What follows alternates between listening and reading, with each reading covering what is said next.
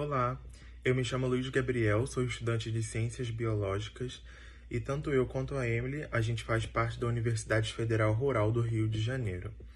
Bom, o título do nosso trabalho é Além da Galáxia, uma jornada inspirada em Super Starfish, para entender a diversidade da vida. Para o nosso trabalho, a gente escolheu um jogo que ele foi feito pela Protostar Games, e o objetivo do jogo é em que você é um animal cósmico, e aí o seu objetivo é coletar estrelas e o máximo de conchas possíveis. E com essas conchas você consegue trocar por personagens. O jogo ele é ministrado pelo mexilhão cósmico, e ele é um bivalve, inspirado em um bivalve, e ele vai te dizer os comandos que você tem que proceder no jogo. E o interessante desse jogo é que os personagens eles são inspirados, os ancestrais deles são animais marinhos. E a gente veio debater hoje sobre o quão isso é importante. E a gente escolheu alguns grupos para a gente abordar. Começando com o próprio mexilhão cósmico, em que ele representa um bivalve. E ele dá recompensas diariamente, que são pérolas, que são é uma característica importante de alguns elementos desse grupo, em que eles produzem essa substância para enrolar um corpo estranho, e que tem importância econômica na indústria de joias e do comércio humano. A gente tem também dois personagens que representam águas vivas, não tem uma espécie só, tem duas. A característica principal desse grupo é ter o quinidócito, que é uma célula urticante que eles utilizam para alimentação e para defesa. Eles podem ser indivíduos sozinhos ou eles podem formar colônias como os corais. E outro grupo de moluscos que tem presente é a lula, em que é um molusco cefalópode, em que esse grupo ele apresenta a regressão da concha, né, que é uma característica geral dos moluscos, e basicamente é isso. A gente tem outros animais em que a minha colega Emily vai abordar melhor eles. Oi, gente, meu nome é Emily. Dando continuidade, nós vamos falar agora sobre os crustáceos. Eles pertencem, né, ao filo Artrópoda.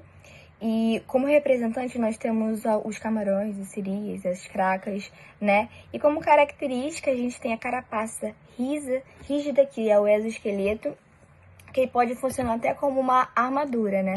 E nós temos representantes de ambiente aquático, que no caso seria o camarão de rio gigante, que nós temos até mesmo no jogo. E também teríamos o terrestre, que é o tatuzinho de jardim. Bom, falando sobre os peixes cartilaginosos, eles representam o filo Chondrichthyes, né? Eles possuem escamas placoides, né? E eles estão presentes tanto em água salgada quanto em água doce. Diferentemente das espécies que são ósseas, eles não possuem opérculo nas suas guelras. Então, eles precisam nadar constantemente para fazer as trocas gasosas. E, geralmente, a boca ela fica localizada na região ventral do seu corpo.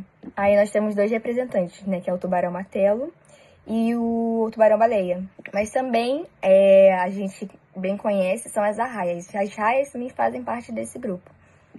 Bom, entrando no grupo, né, Osteíctes, nós vemos esses que são os peixes ósseos. Eles possuem, eles são grandes em quantidade de espécies de indivíduos, né? E a gente encontra tanto em ambiente aquático salgado, né? De ambiente salgado, tanto de água doce.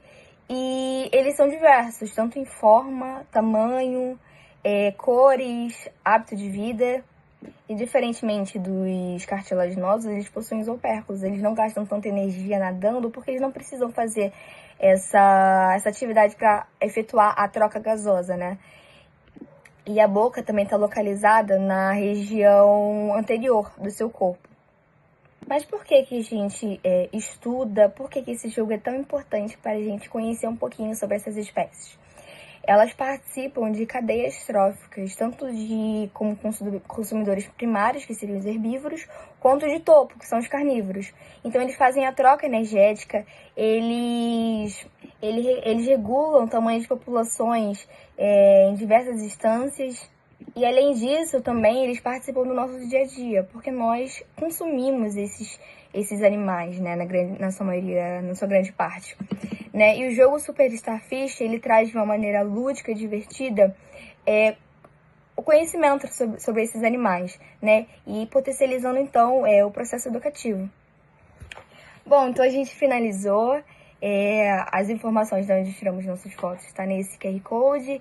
Vocês fiquem à vontade para poder pesquisar também. E qualquer pergunta, qualquer dúvida, vocês podem tirar fazendo elas no comentário, tá bom? Beijinho.